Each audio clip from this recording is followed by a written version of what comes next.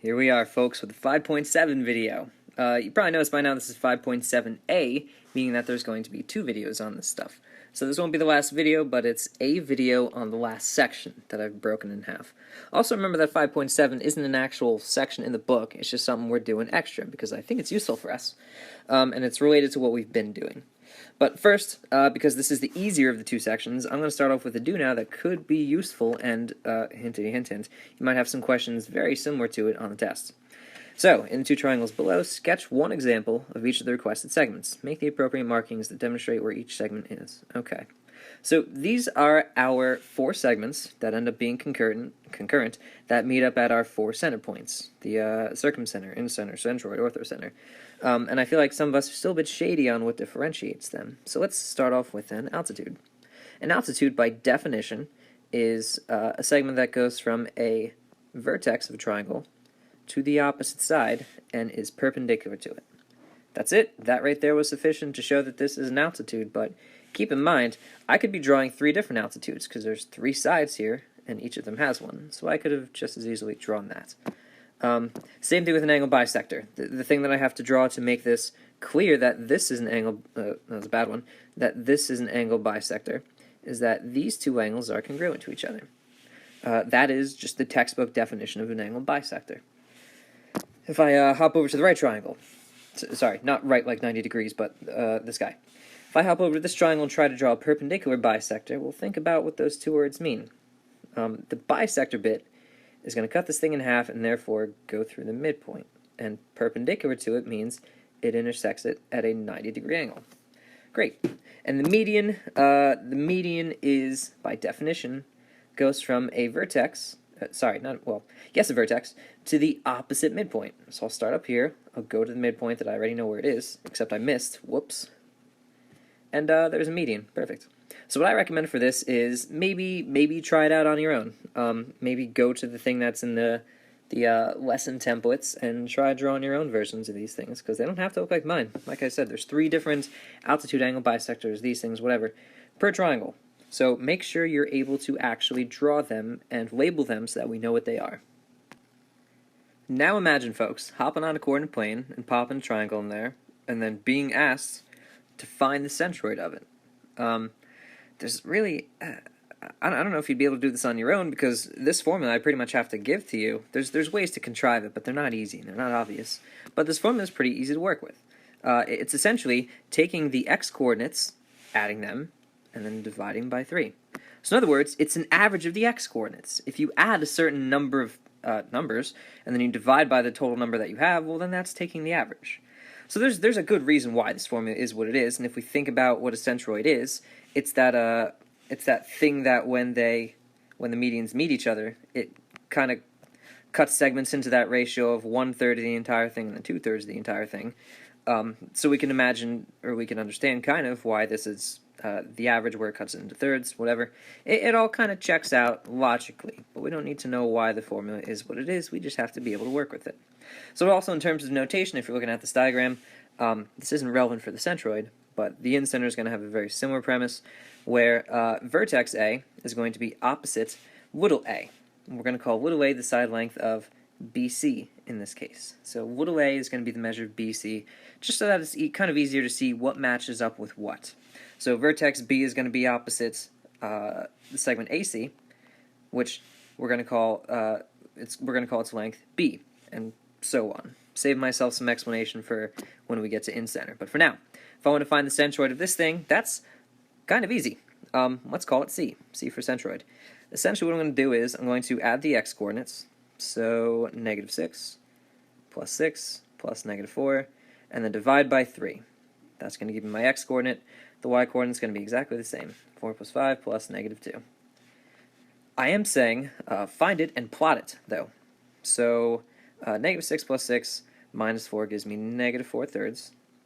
And when I say plot this, it's really not, it's not too easy to plot and graph improper fractions. So what I'm going to do, like I don't have a good idea of what 7/3 actually looks like on a coordinate plane, but when I write it as a mixed number, I can kind of see, oh, this is -1 1/3 and 2 1/3.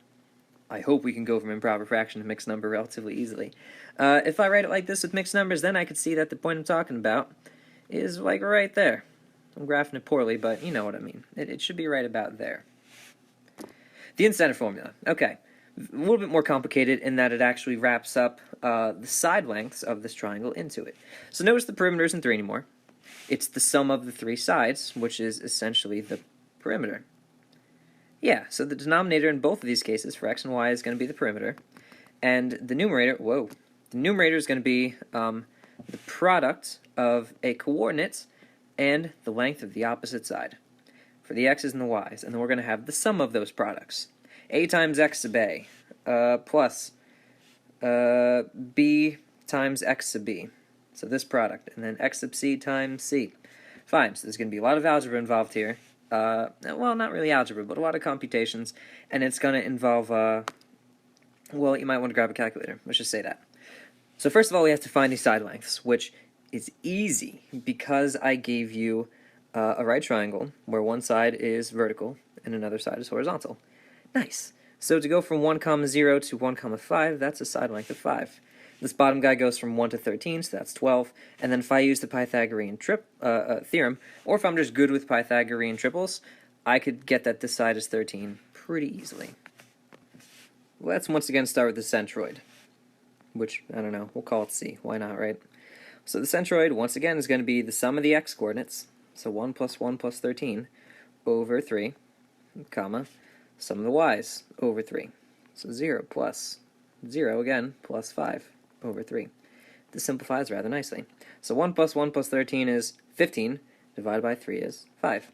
So this is going to be 5, 5 thirds, which in mixed number form is 5, 1 2 thirds. Okay, let's graph that where it belongs, I guess. So 5, 1 2 thirds would be like right there-ish. Sure, right there looks pretty good. So on to the Incenter. Okay, what a nightmare. What a catastrophe. It's a little bit more annoying. Let's call it let's go orange. Let's call it I for Incenter. And it's really not that bad. I'm being dramatic. So okay, let's look at an x-coordinate and the side opposite it, and let's take that product.